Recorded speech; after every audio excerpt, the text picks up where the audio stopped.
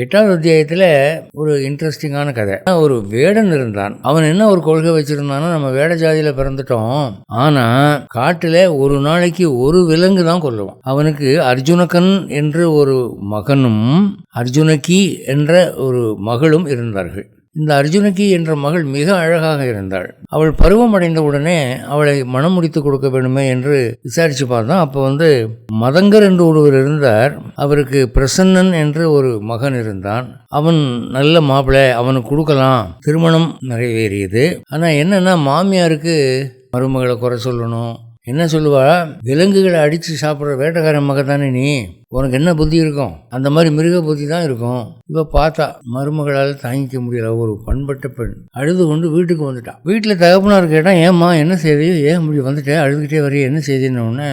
அப்பா, என் மாமியார் சும்மா உயிர்களை கொன்று திங்கிறவனுடைய மக அப்படின்னு சொல்லிட்டே இருக்கிறா, என்னால் தாங்க முடியல, தான் வந்துட்டேன் அப்படின்னு சொன்னான். ஓ அப்படியா, சரி இருமா, இங்கே தானே இரு என்று சொல்லி மறுநாள் இந்த வேடன் சம்மந்தி வீட்டுக்கு போனான். இந்த மதங்கர் வீட்டுக்கு போனான். வாங்க வாங்க தடப்படலாம் வரவேற்று, வாங்க என்ன திடீர்னு இப்படி விஜயம் பண்ணிட்டீங்க, என்ன விஷயம் அப்படின்னு.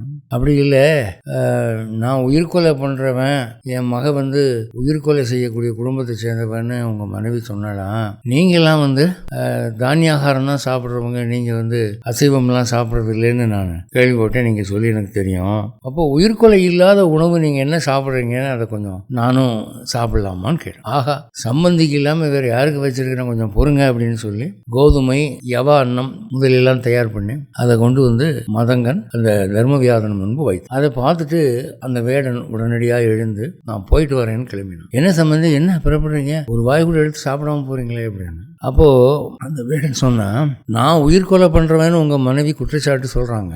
நான் ஒரு நாளைக்கு ஒரு விலங்கை தான் கொல்லுவேன், ஒரு முயலோ ஒரு மானோ ஒரு ஆடோ, அவ்வளவுதான். ஆனா நீங்க என்ன பண்றீங்க, தானியாகாரம் வெஜிடேரியன் டயட்னு சொல்லிட்டு ஒரு கோதுமை எடுத்தீங்கன்னா அது ஒரு உயிர். இந்த தட்டு நிறைய நீங்க வச்சிருக்கிற கோதுமையெல்லாம் பார்த்தா ஆயிரக்கணக்கான கோதுமை, ஆயிரக்கணக்கான உயிர்களை கொண்டு வச்சிருக்கிறீங்க. அடுத்து நான் தென்புலத்தார் தெய்வம் விருந்து ஒக்கல் தான் என்று அந்த 5 வேள்விகளை முடிச்சுட்டு தான் சாப்பிடுவேன்.